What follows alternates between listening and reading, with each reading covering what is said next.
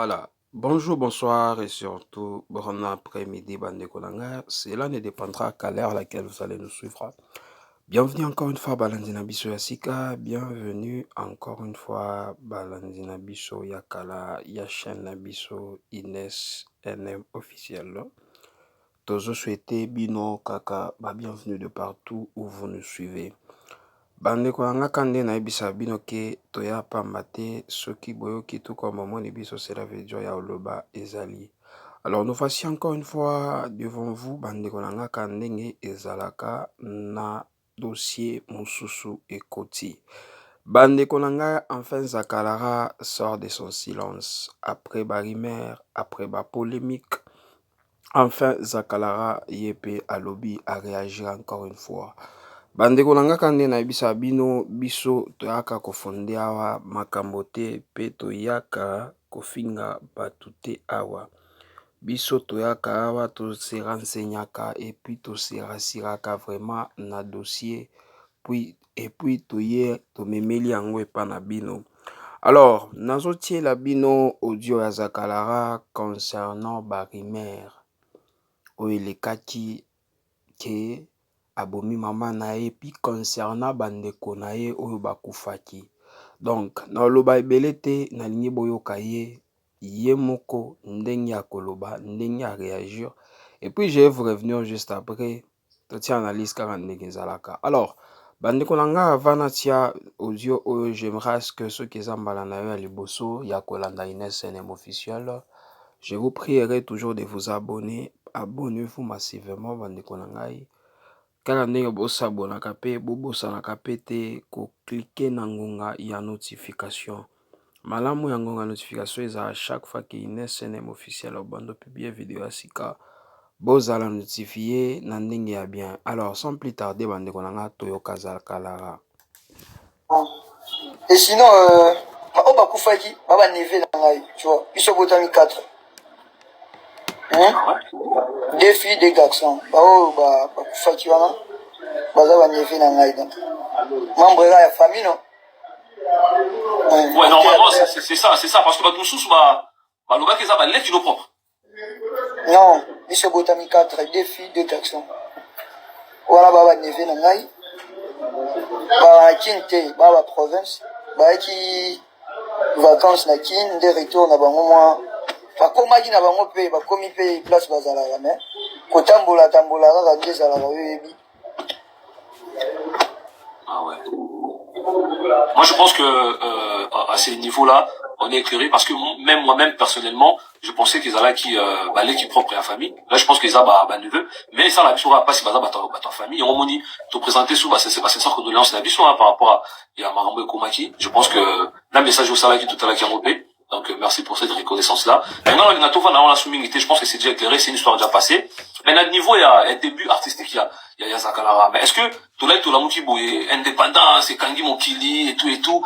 Est-ce que au bandagi malamo wana ou zapi la début mo biso to éviter? Ouais, na banda kala. Na banda kala. Dépendant de mon isinga na miso donc c'est ça. Mais kala oyo bandaki, est-ce que vous avez na orchestre tout le monde a tout sous orchestre? Non, c'est dalle. Na travail nga moko na ba effort na nga mondi na bima. Nde le moni pe ba benga Zakalara. Donc c'est ça. Ah ouais. Mais est-ce que Zakalara aujourd'hui parce que na ba début tout en tout temps ba dit début et le moment boy. Azalama tout moi azo ciblé azo tala moi modèle mo boy. Moi idole, je sais pas, est-ce que Zakalara dans la idole et tout va inspirer la musique là? Bon, je me suis trop inspiré par Reddy Amis. Ah ouais? Légende.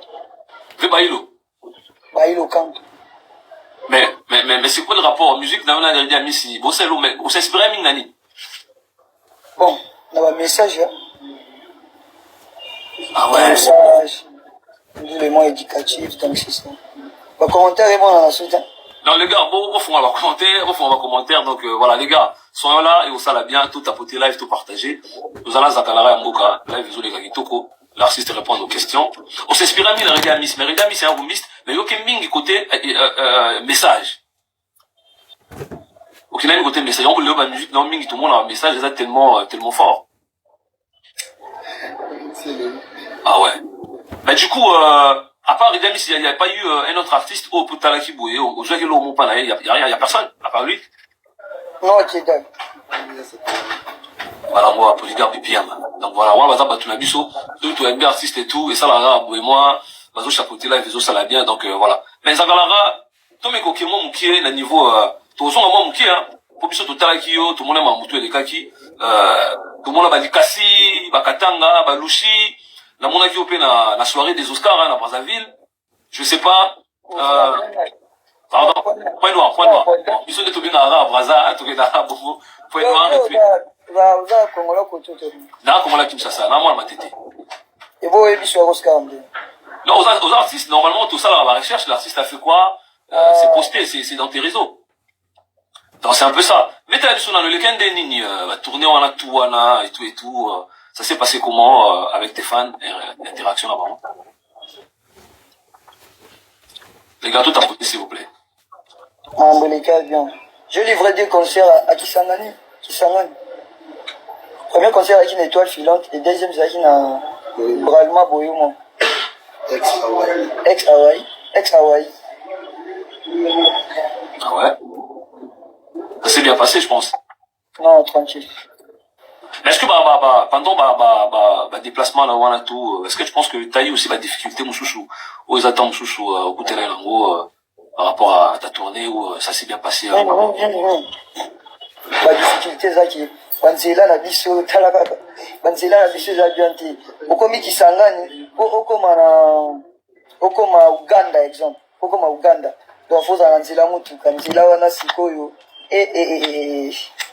nzela mobubu fort. Ah ouais? Nzela mobubu Mais beaucoup, mais quand même. non tokoma bien nzamba tokoma vraiment bien. D'accord, merci. Donc voilà. Les gâteaux, mais quand t'as côté, la moni Hervé Kingi là, la pêche au beauté. Donc voilà. La moni Hervé Kingi là, donc voilà, tout ça là, Zakalara Mboka, Oyo. Non, rappelez-vous que le 28 mars, Oyo, vous allez surtout, Nakati, il y a un nouveau casino. Tout à l'heure, tout sur la paix, un nouveau casino. Tout me cause, je vais qui, voilà, tu n'as pas chapeau. donc, chapeau, on l'attend trop, ils a H de Noël. Tout ça, ben, donc, bien, bon, la même chose. Mais Zakalara, mais par rapport, il y a Banzemo, par exemple, parce que là, on est en train d'essayer un peu de toucher à ta carrière, tout le monde un peu comprendre, ma rebelle, au putain, télé, on a ignorer. Est-ce que la Banzemo, là, est-ce que ma collaborer un mot déjà, ou c'est vraiment ma chanson, au sombre, un peu comme tous les artistes, parce que, Banzemo, comme on connaît. Ah non, Kedal, namona komara. Namona komanzembo, donc. Banzemo, no, tout yo, moko. Namoko. On s'inspire en Nini, par exemple. Est-ce que c'est un rayon, au Milano, moi, c'est un rayon, faut soit nana au mieux et ça n'a gagné. Ah non, bon, là vraiment, Nazala, Sonayo qui rédit trop. Vous comprenez? Sonayo qui rédit trop, et puis ça n'a pas pour ça. Donc ceux qui vont nommer là, et locaux, Kedal. Voilà, bandeko nanga, j'espère très bien que Bisotou Toyoki, artiste Yamboka, jeune leader, Zakalara, jeune courageux. C'est là que le banding Yabongo Toyoki très bien. Alors, j'espère maintenant, Bino, Bokota qui n'a pas réseau, Bosala qui va baisse, Motema na Bino Suki Siko, Kasi Boyoki, vérité et Zawana. Hein, bandeko nanga, quand on est na Ebisa Bino, il faut toyeba biloko tolobaka, il faut toyeba biloko topostaka. Tosalaka biloko parce que tozwa ba vie pe ba biso pe bato bayeba biso bayoka biso nde toreagiraki eza bongo te bandeko nanga. Il faut toyeba ke vie oyo eza na ba principe. Eza ba principe biso pe tozala ba vie. Na ba vie na biso privé oyo tovivraka. Ya mosusu okolinga te biloko oyo moninga salela yo yo pe basale ekolinga te pito eloko mobo ya mabe basalela yo pe kosala ngo na moninga te wana ta Bible elobi bongo. Alors, comme je le disais bandeko nanga toyoki Zakalara, tomonaki ba confirmation bato ebele na ba réseau combien bana wana ya mibale bakufaki bato bakonfirmaki bongo non eza ba petit frère Zakalara boye na boye bato bajijaki Zakalara combien bomi baleki na ya mibali ye o a confirmé biso ke eza ba neve donc eza ta ba petit frère na ye te bandeko na ngai mpona nini biso tokomaka bato ya kojijaka kolobaka mabe pourquoi bandeko na ngai vi ya moto oyebi yango ata bien te deja yo wana obandi na bareseau yo wana okomi oloba biloba kaka pourquoi bandeko na ngai pourquoi biso tose comportaka bongo pourquoi ye ozakalaka ebisi biso réalité eza ta bandeko ba petit frère na ye te ezali nde baneve na ye babando fanda na mboka te donc bayaki mpo na vacances nde baye na capitale la Kinshasa la capitale babando fanda province bayeka kopase bavacances epuis liwa ekomeli bango bakufi bandeko na ngai me na bareseau topelisi moto mpona zakala ozakalaka bomi bandeko na ye ezakalaka mpona succès namoni bavideo pas possible bafoto bacommentaire n'en parlons même pas surtout bacommentaire mpona succès tina bezo yakawaki abomi mama na ya wapi yo oke na ndako omoni na ndako ya bazakala matanga eza wana oye kaka na bareseau parce que yo pe omonaki commentaire moto moko boye yo pe yo wana oke boye na boye abomi pourquoi moko koloba likambo zala sur moi ke non eya solo oki otelemaka bongo mpo mbala moko oyo zakalaka abomi bandeko abomi mama abomi boye pourquoi bandeko na ngai oza na confirmation te mama azakalaka oyebi ata te bandeko azakalaka oyebi yango ata te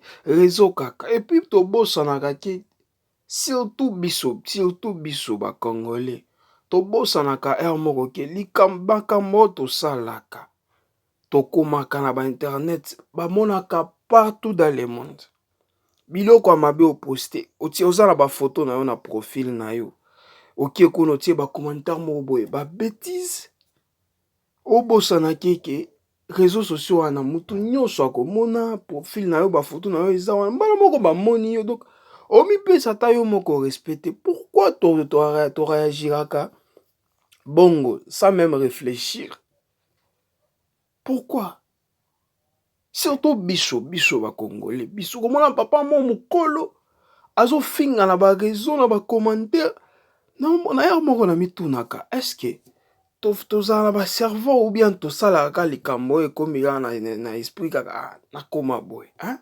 surtout na baliwa ya bandeko ezakalaka oyo bakufaki baneve na ye comme il vient de confirmer cela bomona bamama moko bakoli déjà bacommentaire bazotia na bapublication wana ya lukuta ya mabe ya kofinga ya mwana bato obosana pe teke yo poza na bana soki bana na yo wana baofinga bango bongo okomiyoka nde nini comment est-ce que yo ekosala yo eloko olingi basalela yo te kosalela moninga te eza simple bandeko nanga pourquoi seulement nous pourquoi kaka biso bandeko na ngai moko makambo boye esalanga pasi esalanga mabe na motema ye ozakalaka aza na concentration na ye tokoti février mois prochain awa aza na concert na ye na casino nouveau casino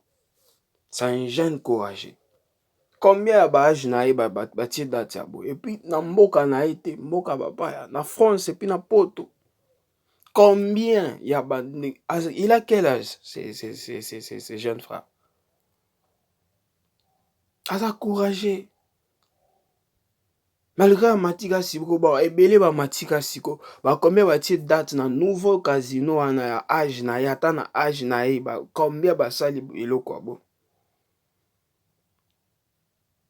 ole topesa ye courage ole topesa ye amour ole topesa ye bafélicitation tomotive ye biso topréféré koya ofinga ye na bareseau no abomi mpona succès abomi mpona eloko oyo tobosanaka peke biso nyonso tosala mabe moko bato mosusu basala mabe en cachette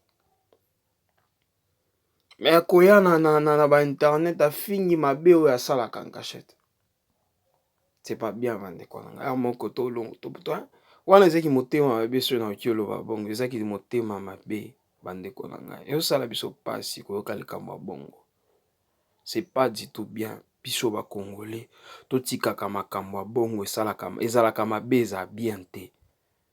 Bandeko na ngai kande tosolola soki c'est ta première fois tout comme ceux qui ambala na yo liposo ya kolanda une SNM officielle, je vous prierai toujours de vous abonner. Bandeko na ngai abonnez-vous massivement et surtout bobo sanaka pété ko cliquer na ngonga notification malamu ya ngonga notification ezalaka à chaque fois qu'il y a une SNM officielle au bando publier vidéo ya sika bozala notifié na système moko ya bien. Abonnez-vous massivement surtout bandeko na ngai. Tango pe bo s'abonnaka bolanda ba vidéo na biso botia point moi ba commentaire to ka moi pe ba point de vue na bino ko sala biso bien ba point de vue na bino kan ndenge zalaka. Alors bandolanga tokomi na suka, merci beaucoup pour la kolanda biso et merci encore une fois. Bye et surtout à la prochaine. Ciao.